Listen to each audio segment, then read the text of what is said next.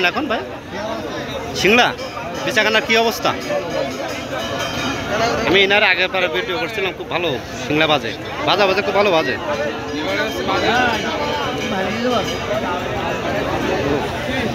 এটা কি পেঁয়াজি হবে তা না ভাই?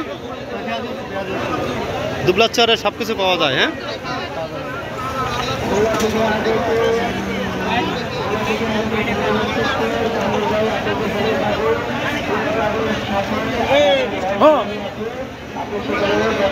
এটা কয় কেজি পেঁয়াজি হবে? এটা 7 কেজি।